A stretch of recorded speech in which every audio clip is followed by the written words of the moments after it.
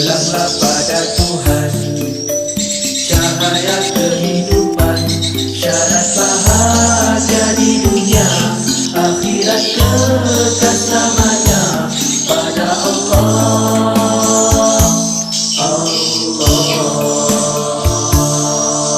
Sudah menjadi lumrah kehidupan di dunia, cabaran dan godaan mendewasakan usia, rintangan dilalui, tambah pengalaman diri, sudah sunnah ketetapan ilahi.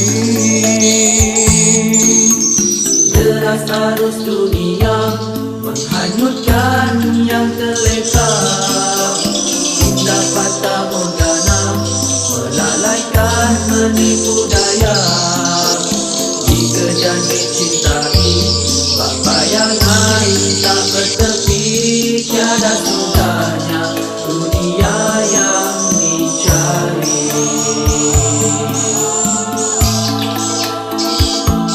Begitu indah dunia, siapapun kan tergoda, harta pangkat dan wanita melemahkan jiwa.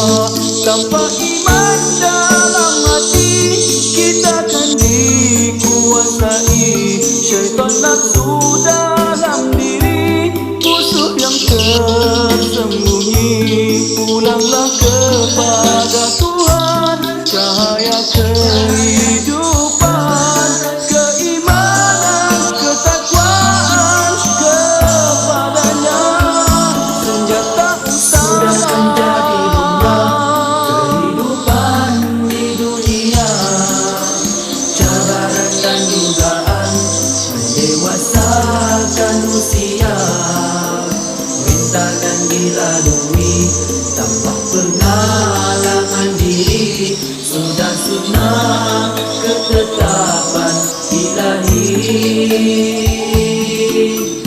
Deras arus dunia menghanyutkan yang terleka, indah fata morgana melalaikan menipu daya. Dikejar dicintai, bak bayangan tak bertepi, tiada sudahnya dunia yang dicari. Begitu indah dunia, siapapun kan tergoda, harta pangkat dan wanita melemahkan jiwa.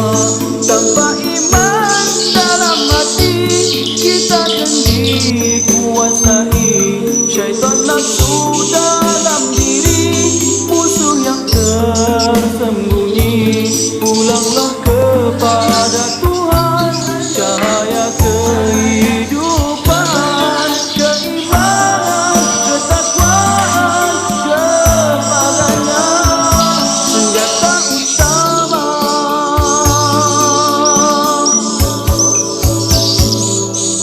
Sabar menempuh jalan, tetapkan iman di hati, yakinkan janji Tuhan, syurga yang sedia menanti. Imanlah penyelamat, dunia penuh pancaroba, hidup akhirat kita kekal bahagia.